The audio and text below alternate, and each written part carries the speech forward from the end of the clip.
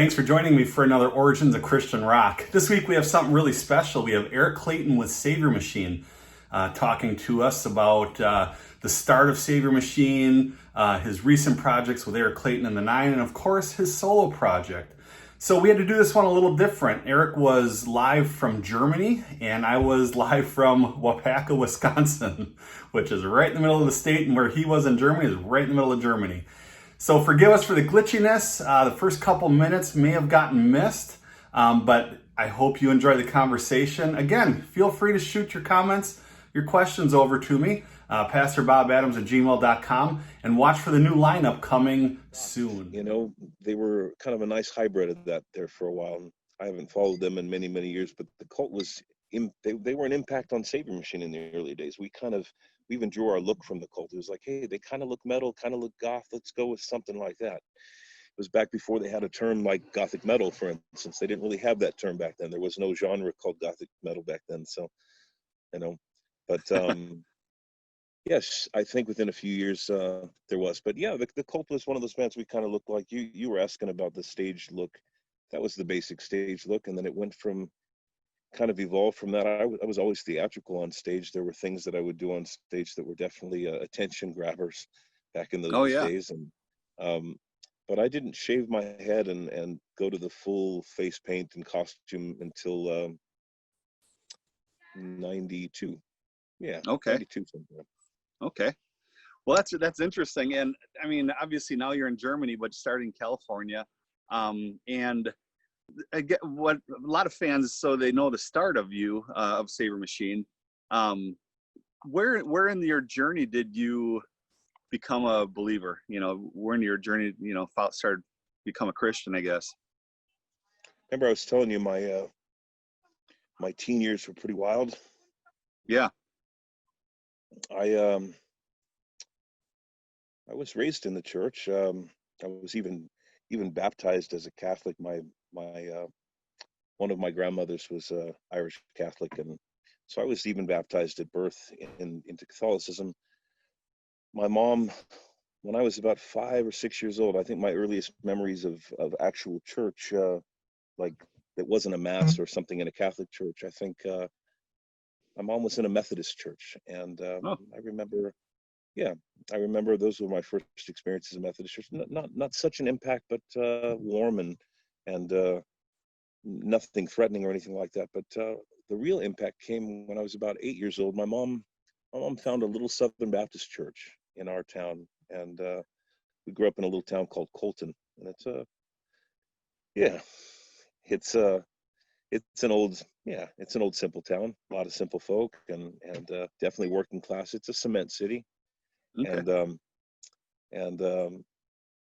In this little town, Clayton, my brother and I, Jeff and I, were raised in a little, oh my goodness, in a little Southern Baptist church, First Southern Baptist Church of Clayton. That's what it was called. Wow. And man, we had lots of music and lots of fellowship and lots of good food and lots of good preaching and lots of fire and brimstone and he's coming. It's right around the corner, and there was a great deal of that, but it was never done in a way that was like, blast your head off. But for a kid, that end of the world stuff sticks in there, and somehow it finds its way out. And we'll talk about that later, I'm sure.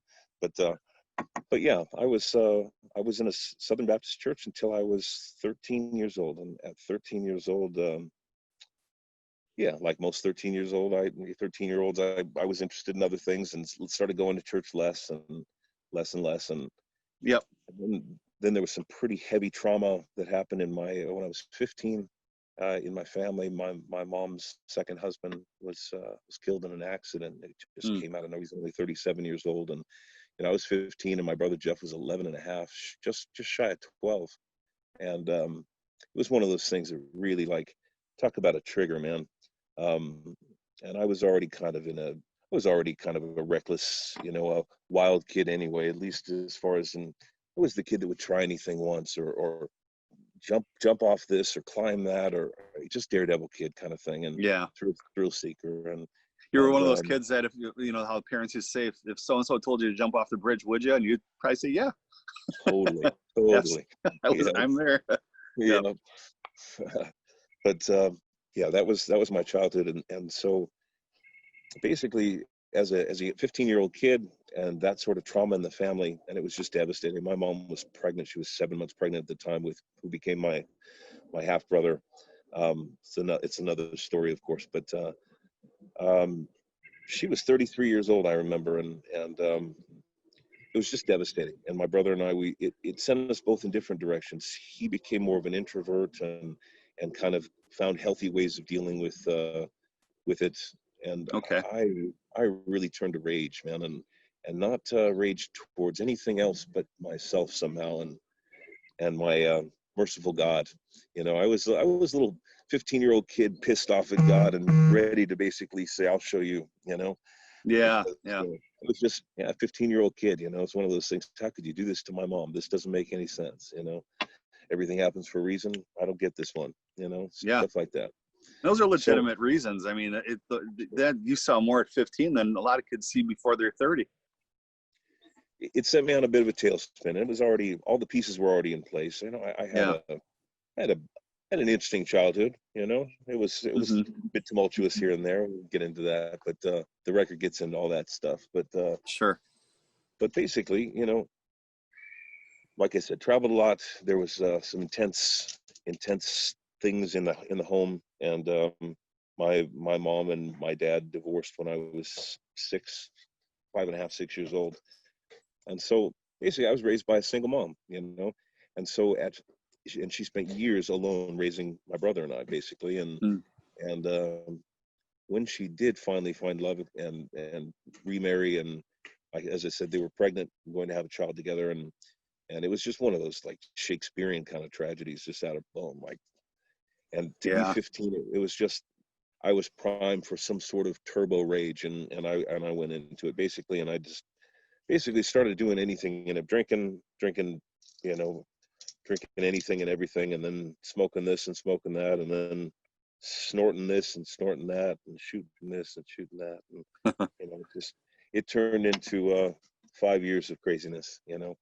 And at the end of that, basically my testimony is this. At the end of that, when I found myself broken at 19 years old on my knees, feeling like I had just wrecked my life already, after years of yeah, prodigal son situation, basically years of turning my back on his grace, his mercy, his direction in my life, and basically going as far away as I could possibly go, I found myself reaching out and praying for the first time in years and years and years. Wow. And this is 19 years old, and 19 is when I had my I call it my born again, moment. Sure. And Yep. I told you I was in a Southern Baptist church as a little kid. I was baptized when I was 8 years old, and that was real. But I was 8 years old, and Hmm. this was call it a second baptism, or in my case, a third, because I was baptized as a Catholic as well. But yeah, when I was 19, basically, I was, by the grace of God, I was pulled out of this very, very troubling teen years, and shortly thereafter, I discovered I had a kind of an interesting singing voice, and my brother was playing guitar, and he was learning guitar, and he was just a kid in high school, and it kind of went from there, man. It Well, just that's cool. I had a blessing in my heart, and I had something I wanted to share, and I felt like I had a new lease on life, even at 19, 20 years old, and that's Yeah. kind of where it grew from there. That's where Eric Clayton started. That's, That's where Saviour started. Yeah, that's right. yeah. Yeah. Well, and your Saviour Machine, I remember being in the bookstores as the music buyer circuit. I was always the person that was brought in to do independent and underground, because we had the other guy that dealt with top 40, Word, Cordon, to all those music groups. And so we saw you pop up on Hot Metal 5 CD. And then in 1993, you had a song, Saviour Machine had a song on the Full Industrial Strength album. Right. That cover was a little deceiving, because it looked like it was going to be a hip hop album, because it was like a graffiti sort of looking guy on the cover. Those were those Frontline Intense record compilation CDs. Yeah. That's right. And yeah, I remember that one as well. And that was yeah, some it was more of an industrial thing, right? It was like It was, bands yeah, like it was. Modal, and yeah, Yep, it was Industrial, Aditophobia on there, and other groups. And I think that's you Saviour guys had, Machine. Yeah, you guys had Legion on the Right. song on there. What's so funny is, like, you know, that we were on those compilations. You know, we were never an industrial band. We were never even really a metal band. So, but it's really kind of interesting. Like, back in those days, those compilation things were, they may not have ever been so accurate as far as what they were supposed to be representing, but they were really Yeah. good for introducing people to music and getting I things tell out you there. what, I mean, that's how I was able to stock so many albums, as those compilations, and you start tracking down artist by artist. In those days, maybe you had AOL to start looking for artists and stuff, but a lot of times you just called, and you know, that's how we met. It was I remember. yeah, Saviour Machine Volume 1 was just coming out, and I had your stuff from earlier, and we put together a big store order, and you ended up calling to confirm just to make sure. And Mhm. you know, boy, I tell you, Milwaukee crowd welcomed you, and we sold out your product as soon as we could get it in. Because you guys were like one of only 4 stores that were carrying it. No, just kidding. No, no, Right? that part of the country, even to this day, man, that upper Midwest, there's still a really loyal fan base there. I'm Yeah. thankful. Well, and Saviour Machine. Now, correct me if I'm wrong. I'm trying to put together a bunch of different interviews that I've read of you and HM and all these things. Saviour Machine is the name came from a David Bowie song. Yeah, 1970, 71, depending on what country you live. I think it Okay. was released in 70 in Great Britain and 71 in the States. But The Man Who Sold the World, Bowie's Man Who Sold the World album, which that title track famously covered by Kurt Cobain, Nirvana in the Yeah. 90s. But that album, The Man Who Sold the World, like I said, 1970-ish, the track Saviour Machine, a fascinating tune. And fascinating lyrics, fascinating atmosphere, fascinating record. And yeah, those Bowie records right around the end of the 60s or first couple years into the 70s were just instrumental in shaping my artistic journey, Yeah. for sure. Well, and that came through because, as you said, the cult was a big part of your upbringing and seeing music, the changeover, and David Bowie, and to the point where you did that whole David Bowie project with your brother. Oh yeah. That was a really cool project. Thank you, brother. That thing was what a blessing to me that turned out to be. It was I was basically out of music, I mean, I was gone for a long time and didn't have any plans to come back, and one thing led to another, and I was performing again after many, many years not performing. I chose to take a beautiful opportunity and perform in this Arion Theater Equation experience in 2015 Mm-hmm. in the Netherlands here, and what an amazing experience that was. And it kind of, after really, really thinking I was never going to come back and perform again, really thinking I would never do it again, um, I don't know, it sparked something in me, a little bit of a, okay, that was kind of fun. I enjoyed that. That was healthy. And then Bowie died just a few months later. He died just a few months later, and maybe it was the combination of that experience and then Bowie dying, and it just planted a seed in me, and I followed it through, and then eventually shared the idea with my brother, and we spent a year. Yeah, we spent a Yeah. year doing a real special tribute for him, and it turned out to be like I said, it was a huge blessing for me because it became a healing experience. I needed to do it one song a month over. I had a lot of reasons for doing that. It wasn't just because I wanted to space it out over a year. It was because I needed to space it out over a year. I'd been away for a long, long time, and the idea of becoming a recording artist again, singing again, even standing in Yeah. front of a microphone was just daunting. And so the Bowie project for me was therapy. It really was. And in the process of recording a song a month and putting out a song a month, it got me to where I needed to be to take the next step, which was to form a band and record a record. Yeah. Well, if I remember right, the Bowie project happened when you were living out west somewhere, yet in the States. It started Yeah. when I was living in Utah. When I was living Okay. in Utah, started there, and the first 6 months of 2017, it was there, and then I came here and Yeah. finished the rest, the other 6 tracks here. 7 tracks here. And that was tricky because, well, it was tricky because my brother was in California. The guys in Saviour Machine were involved and were basically recording the songs. That was the other beautiful thing that happened through the Bowie project is Saviour Machine got back together. We ended up, all collectively working on this Bowie thing together. And Yeah. and then before you know it, we're like, hey, let's get back to writing. And, and it's great what it did. But the last half of the Bowie project was challenging because I was here. Hey, it sounds like an elephant. That was good, Something out in the woods. It wasn't an elephant. I'd be running. Yeah, that's right. Coming through. I'll let you know if I see the trees separate. Right. Um, but yeah, I came over here. I recorded the song "Fame" with Devin Graves, who ended up becoming my producer on this solo record that I made.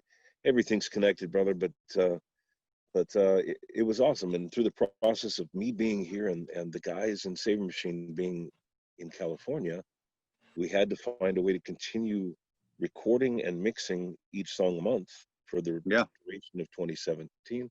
And man, the internet's amazing what you can do. It is. Yep, absolutely. Dropbox, baby. Okay, so just backing up a little bit, from the start of Saviour Machine, again, this is something that you've covered, I'm sure, in articles and interviews, but still, you get random people asking, okay, so how did you come to incorporate the white mask, and what was the symbolism of the jewel on the iconic jewel on the forehead?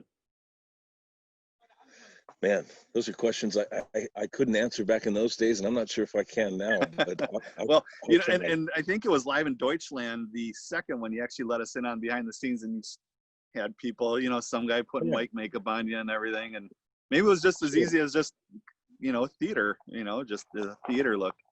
You know what? Because of those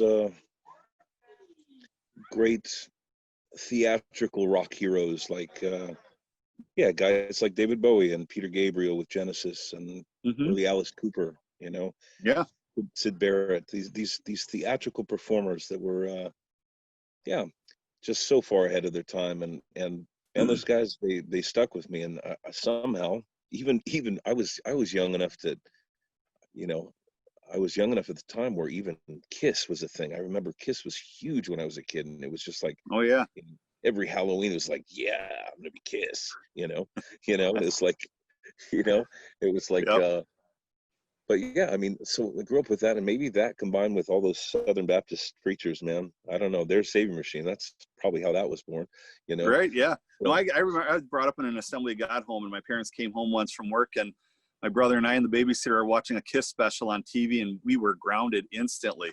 It was, it was amazing. Epic.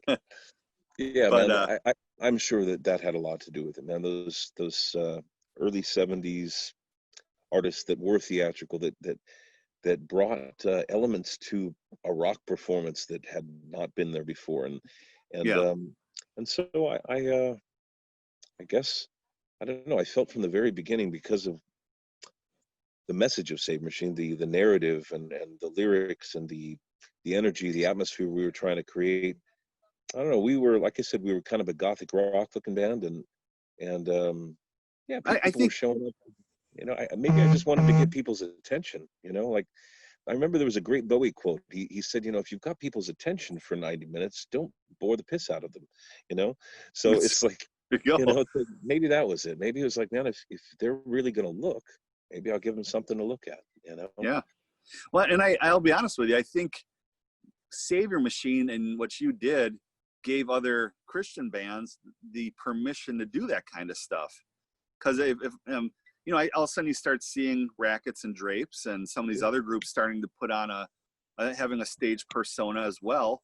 And I mean, nowadays you have Grave Robber and a lot of these death metal bands and stuff. But back then, when you guys were launching on the Christian scene, that wasn't a thing. Sure. We were, there were artists like Brian Healy, oh yeah. Rest in peace, brother. I love that guy. Yeah, me too, man. Everybody did. Anybody who ever had a chance to sit and speak with him for a little bit. But Brian was one of the Really quick. The first time I met Brian Healy was at Cornerstone, and I think it was 2010. And I come into the press tent because I had to get my free pass to get in, and I'm like, oh, are you with the group? He goes, yeah, I'm Toby Mac. It was just, and I said, well, right. time hasn't been good to you, has it? He was a big guy, but that's just who Brian was.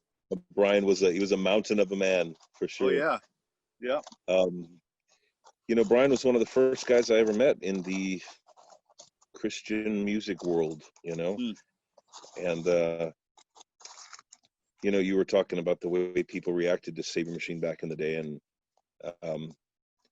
we were I think we were just maybe a combination of a lot of things. Maybe the combination of me not knowing anything about a Christian music scene, like a Christian rock scene or Christian metal or whatever.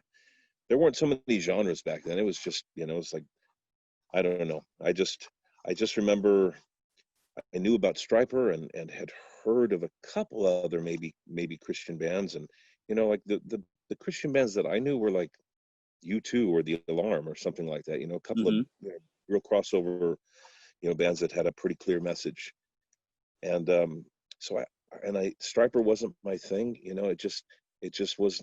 I was just never into kind of the straight. It was the whole hair metal thing. Maybe it was the glam, The Stryper thing I might have been turned off to that just because I was so turned off to the Poison Warrant stuff, and when I saw the hair and the outfits, it was like immediately. And you know what? I'm probably one of those people that can say I've never really given Stryper a proper due. I probably should sit and actually listen to what they did back in those days before I have an opinion about it. But you know what? They were the only band that I had really heard of and could say, okay, that's a Christian rock band. Yeah. And when I found out there were others, and there were others like Brian Healy and Alan Aguirre, and cats like that were also kind of coming from a little bit of an outsider's kind of approach to what would be considered even acceptable Christian rock during the time. All the weirdos end up meeting each other. We all flock together, Right. And then Jimmy Brown shows up, man, and everything goes crazy, Yeah. Jimmy was the one who introduced me to the Frontline people, and Jimmy's so damn charming and can sell ice to Eskimos, and he's probably the only reason I ever even got a record deal with those guys. And it's funny because those were really the first three people that I met, in other bands were Brian Healy, Alan Aguirre from Scattered Few, and Jimmy Brown from Deliverance. And those were, I mean, like I said, Brian's not with us, but we video called once a week up until the time he died. So. Oh wow, that's cool. That's really cool. I met a lot of people and ran into other people here and there and crossed paths with a few, but I really didn't know the guys before me. I knew Gene because we worked together on Saviour Machine 1. He was a brilliant engineer and a really funny guy, and I like funny people, and they tend to make an impression on me. And so I enjoyed spending 6 months with Gene and Driscoll making Saviour Machine 1. Terry Taylor, also a really interesting guy to work with, and consummate professional and talent, and never really got to know Terry so much. Terry, back in those days, a difficult guy to get to know, and I was just some young punk making my first record, and so. But I did have kind of an emotional bond with Gene in a short period of time, and thankful to work with him, man. Yeah, those are big names in the industry. But those are really the only people that I really ever met, the only other artists that I really met and kind of worked with back in those days. And shortly after that first Saviour Machine record, I became Antichrist poster boy. So, it wasn't didn't have so many friends in the industry for several years. Yeah, well, you were blazing a new trail. That's for sure. And but I tell you, like I said, when we started stocking your stuff, we had guys from True Tunes from Chicago driving up to purchase some albums, and it was just a cool time. And during your time with Saviour Machine and Rising, each album coming out, and of course 2011 was special for me and a lot of your fans because we got to see the acoustic version at Cornerstone. But before that, at Cornerstone and a few other places, you did some really, and most recently, you've done some awesome duets. The first duet that I ever heard that you've done is with Eva O, that you did that duet on the Excelsius, A Dark Noel. Yeah, that was a long time ago, like 96 or 7 or something like that. Yep. 8, maybe? I remember I could not get that in our store. I ended up going to the college town of Milwaukee and found a record shop that had quite a few on hand, and was able to pick that up. That was a great pairing. And then most recently did A Drunkard's Prayer with Tess Wiley. That was a lovely experience as well. And yeah, she's also a fellow American living in Germany, Yeah. So yeah. Tess I remember and Cornerstone in the mid-90s. Tess came to Cornerstone with Sixpence. Yep. None that richer. And so when I saw you guys, now Drunkard's Prayer, that's an Over the Rhine song, isn't it? Yeah. Okay. It's a neat little story behind that. A mutual friend, a friend of mine, a friend of hers, she and I didn't know each other. We had heard of each other, maybe kind of knew mutual friends and things like that, but had never met.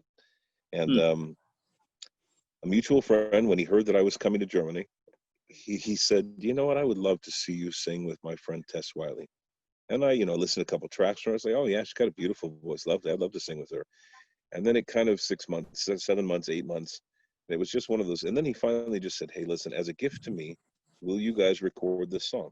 And so, yeah, he chose the song for us. He wanted the song. And Tess and I, we tested a lovely, sweet little arrangement on it. And I went over to her place, recorded a vocal, and she did the rest. Oh, isn't that something? It's it was a lovely thing. And it's a great song from a great group. There's a few of those artists in the Christian genre, I guess you could say, at Cornerstone and others where you would like. For me, it was the lady from Over the Rhine, Joan from Iona, and Tess was probably one of them. But it's like when you hear them sing, it's like there's not a problem in the world. Yeah, I know what you mean. There's certain voices, especially sweet voices, that just kind of hit a certain timbre that just make feel like things are going to be okay. That's right. Yep, absolutely. Well, now fast forward, you hit on the other one. You actually before the whole duet with Tess, you went on the Arion. So you did the human equation, but then you were part of the theater equation as well. Right. And for those that don't know this project, it's amazing. I mean, these Arion projects are, I don't know, they're like the Dream Team sort of concept albums, and you got to be a part of the human equation one. And within that album, maybe just for a few minutes, just tell the listeners, because you were the voice of, it's the artist Arion, Arjen Lucasian, Dutch progressive art rock guy, mastermind. He's really made a career of bringing singers from kind of all over the world together and playing different characters on his concept records. I grew up loving concept records, and my mom used to spin Jesus Christ Superstar all the time, man. So that stuff just gets in there, But I was approached to do the voice of reason in a character narrative. And the idea that this was years before the movie Inside Out, that cartoon for kids, that animated movie. But basically, it's the idea of simple. Guy finds out his wife is having an affair. He gets in a car, gets drunk, has a horrible car accident, and ends up in a coma, basically. And so the story basically starts with him in the coma. This little prelude starts in the coma. The rest of the story is his emotions speaking to him, trying to bring him basically out of the coma and back to some sort of reality in life and a new lease on it. And so there's love and there's passion and fear and hatred and anger and all these different things. And I was reason. I was somehow, I got to be Spock, dude. It was cool. Yeah. Well, and those that are watching this, if you've never heard that album before, you need to search it out. It's well worth checking out. It was an amazing record, and then 10 years later, I got to come over and perform it 3 times and reprise my character and do it on stage, and it was a lovely experience. And it's also where I met my my current bride. There you go. Yeah. So Best like I souvenir said, you could get going over to Germany, right? I know, right? This is a Forget the good t-shirt. souvenir. Right. Yeah, right. So and now all that has happened, and we started seeing more and more of you pop up on you, because I mean, let's face it, for a long time there, you went black. I mean, you were, what's Eric Clayton up to? Nobody knew, but now we started seeing more and more videos, and your Saviour Machine crowd. I remember you had a Q&A at Cornerstone with Pastor Dave Hart and you, and I was there, and inevitably, like, everybody just wanted to know about Saviour Machine 3.2, okay? Yeah, but right. all of that aside, right. Yeah, all of that aside, it's you started, everybody started seeing you more, and then all of a sudden here comes Eric Clayton and the Nine, and then your solo work. And so maybe you could just talk to us a little bit about Sure. these I'll two try projects. I'll try to fill in some gaps for you, man. Yeah, so please do. I don't have to read the long version. Basically, man, let's see if I can nutshell this. Well, and correct me if I'm wrong, just really quick before you dive in, to cover those years where you just weren't around. I mean, you were around, but the fans didn't see you. You chronicled all that in a book. I did. And I don't know if that's still available or not, but if anybody has the time to read that, it really was insightful. Thank you, brother.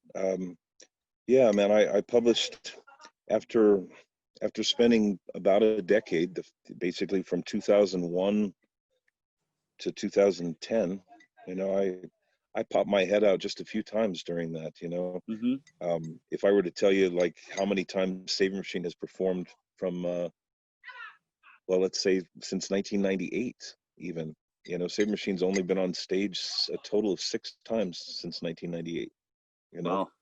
That just puts it in perspective. And of course, the last time we performed an electric concert was 2004. I started going into hiding way before I went into hiding. I was kind of doing it casually for about a decade, and after about a decade of slipping into a pretty dark place, man.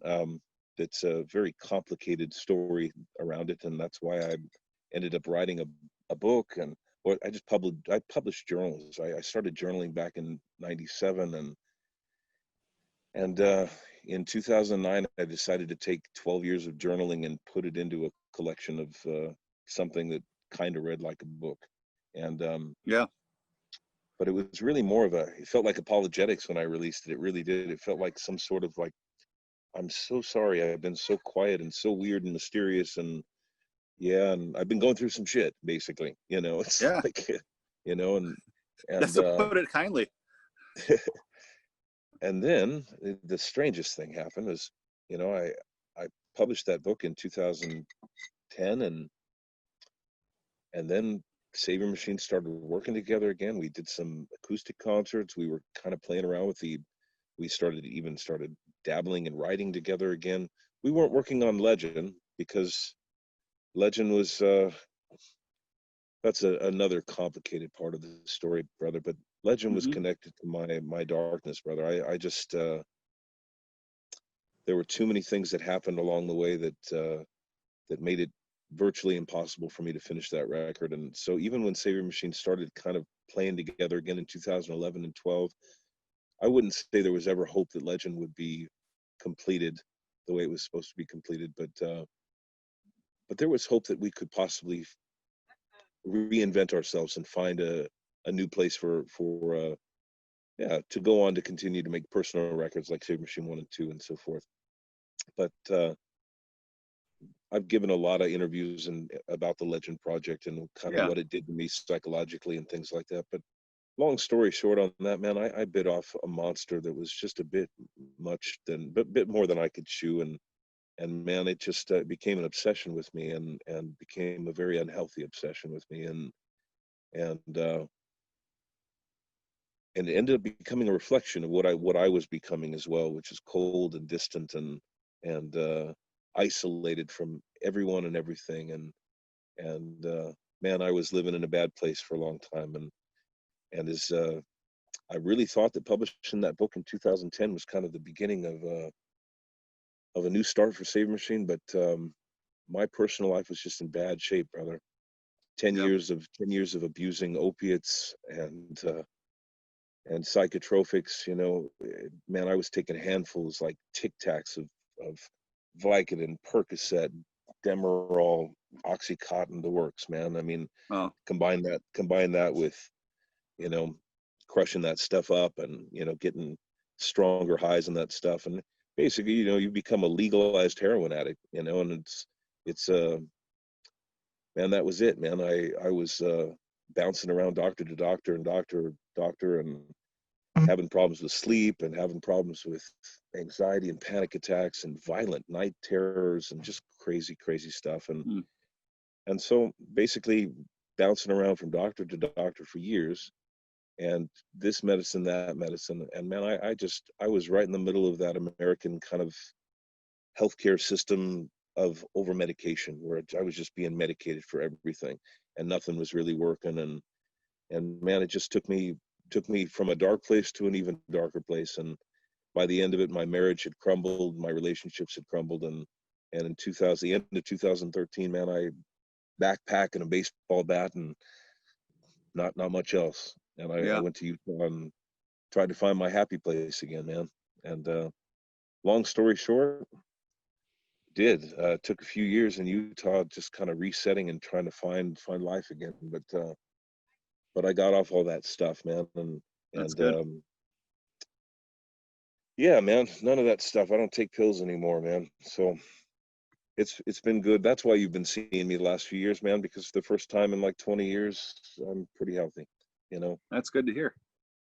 Yeah, I remember in 2011 we saw you, when you did the acoustic show, and Yeah, you were in popped rough up a shape. little bit. Yeah, Yeah, you I were. was, brother. Yep.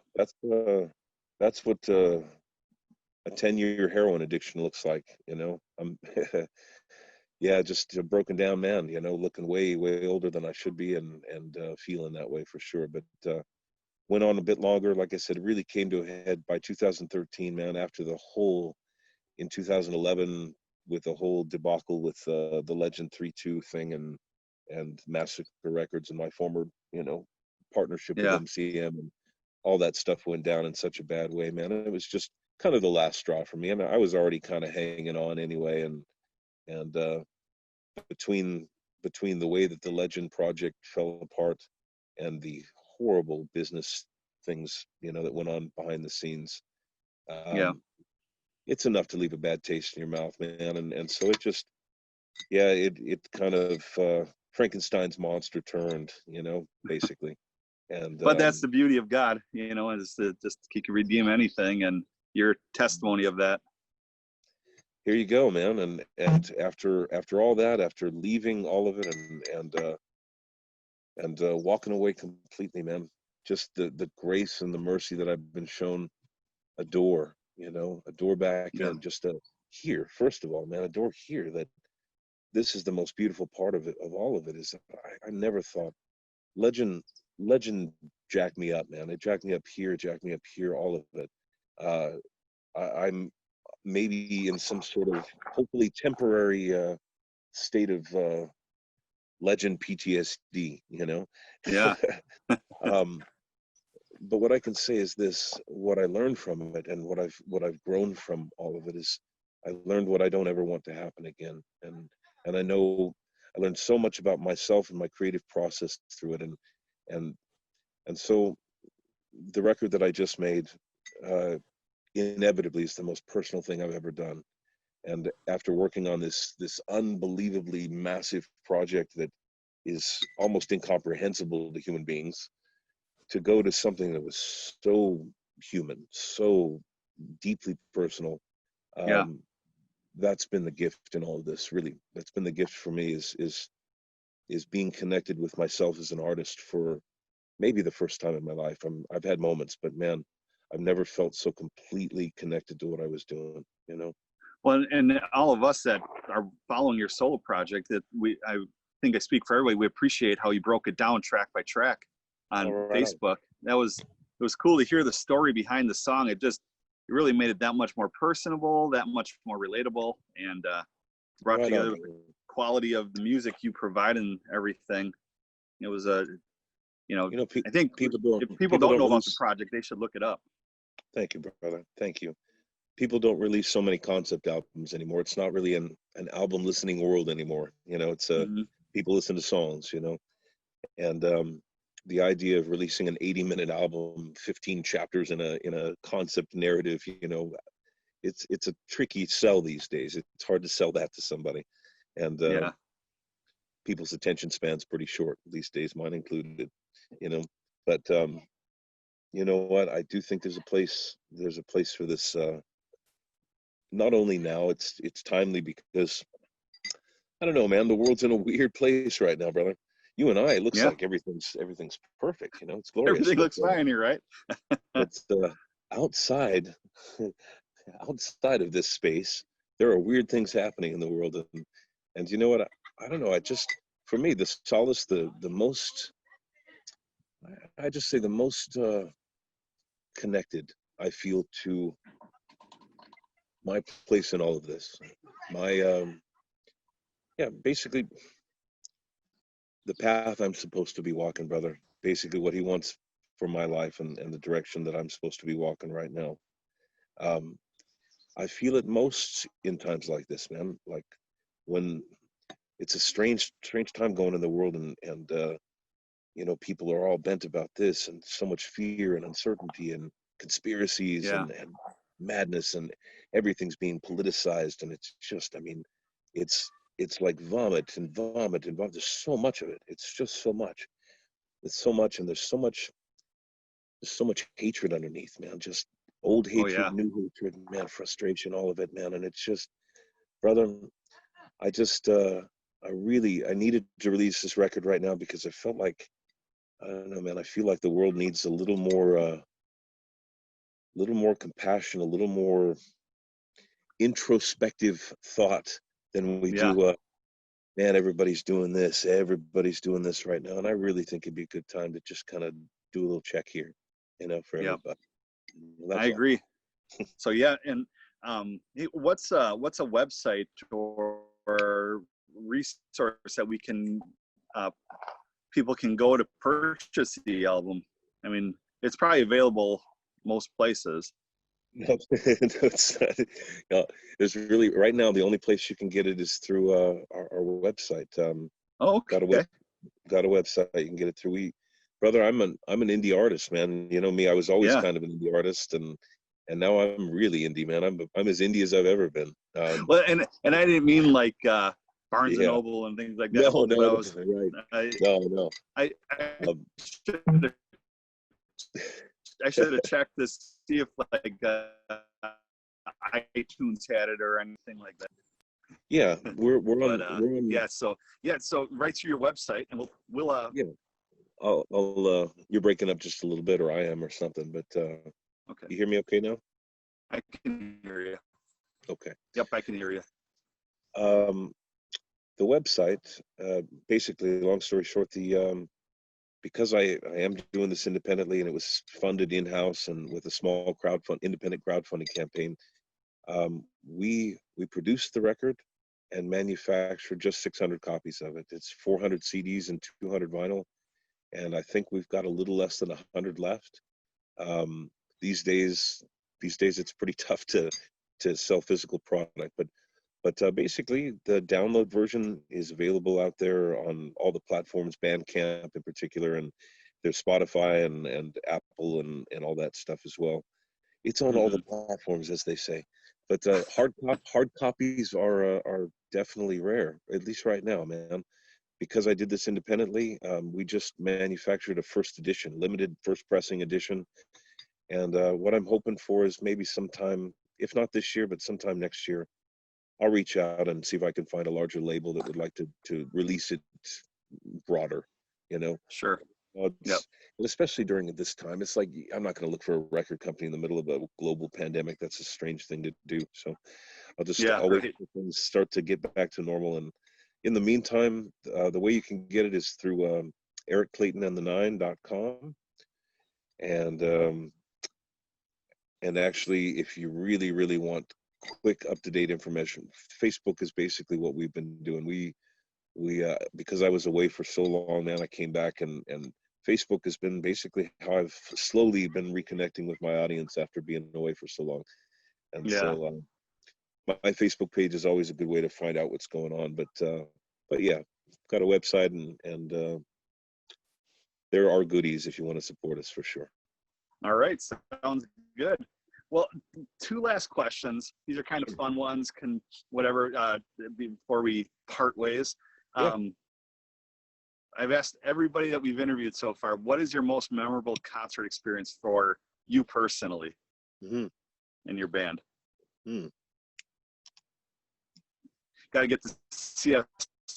Lewis look going there first, you know? Mm-hmm. Wait. Yes. You know, as you can imagine, being the type of performer I was back in the 90s, Mm-hmm. yeah, I ruffled a lot of feathers, man. I can't imagine. You know, I've been arrested in 4 different states and 2 different countries, stuff like that, you Wow. know, for doing stuff on stage, Mm-hmm. yeah. So long story short, man, I got some memories, man. I've got lots of strange ones, some strange ones, some controversial ones, things like that. But if I had to pick just one Mm-hmm. as something that really inspires me even today, I'd say that performing as the first openly Christian artist ever to perform the Wacken Open Air Festival in Germany here Oh, back in 1997. Motorhead was the headliner, main stage, but we played side stage, of course, and we just played to 1,500 people maybe. But Saviour Machine performing at Wacken in 1997 was such a kind of groundbreaking moment for me to think that, like, all right, I'm an openly Christian artist who's associated with a Christian metal band, and we're playing the Wacken Open Air Festival. One of the most. I mean, it was a cool experience, brother, and I still remember it to this day. that's awesome. Yeah, I'm sure you could write another book on just concert experiences. Yeah, man, behind the scenes. Right. Well, and then the other question is, what is your take on Christian metal today? If you If follow I it know or any, yeah, well, you know what, man, I would be grossly misrepresenting something if I were to speak about this topic, just because I really don't know, brother. I just yeah. it's not just a metal thing. Like I don't follow much. I don't follow much music, and I know you probably hear that more often than not from from some of us, some of us musicians. But for being Well, a and like musician, for instance, we asked Jimmy Brown about that, and he ended up saying he listens to Billie Eilish. So you know what, so yeah. yeah, you know what, if I listen to music for pleasure most of the time, I listen to a lot of instrumental music. I like classical music and like jazz, and I like film Yeah. score and things like that. And but I also, yeah, I listen to things like Billie Holiday and Johnny Cash and stuff like that as well. You Nice. know, um, so yeah, Okay. I couldn't really tell you anything about the current state of Christian metal. But what I'd like to think that even if we haven't heard of them yet, Mm-hmm. some band, if they haven't already come along and kicked down the next set of doors for the next set of Christian artists that want to let's say broaden some artistic horizons and push some boundaries and things like that. And um, I'm thankful to be part of knocking a few doors down back in the day. Yep. The it's good to see, and I guess I'd be even more thankful if I could see more and more of that in the future. Um, And I hope, if, like I said, if they're not already out there, I hope somebody's in a garage right now thinking up the next groundbreaking idea, and somebody that Absolutely. really challenge believers and non-believers alike, you know, to yeah, just kind of see what else is possible out there, and see what expression of faith can be like on the next level. You know, I'm always Yeah. always searching for something that seems sincere, brother, sincere and real, and that's the one thing you just can't fake, man. It's either real or it's not, you know. Yeah. Yeah. Absolutely. Well, I'm not surprised by your answer about listening to just classic music and stuff. Because if I remember one time in an article, you said you picture Saviour Machine as a melding of Wagner meets Pink Floyd. That the Yeah, with I Black think they're, Sabbath, maybe, right? Yeah, yeah, right, right. So yeah. right. Well, Eric, thanks so much. And again, if people want, we're going to put the website up on the screen, Eric Clayton and the 9.com, but Facebook is the way to go. And to get to know Eric, you'll find you have a true friend. So Eric, thanks for doing this. I appreciate it. Bob, thank you, brother. God bless you, my friend. It was great to see you. Say hi to Bob Point One. All Okay. right. I will do that. All right. All right, Love you, Eric, brother. take care. You too. Bye-bye.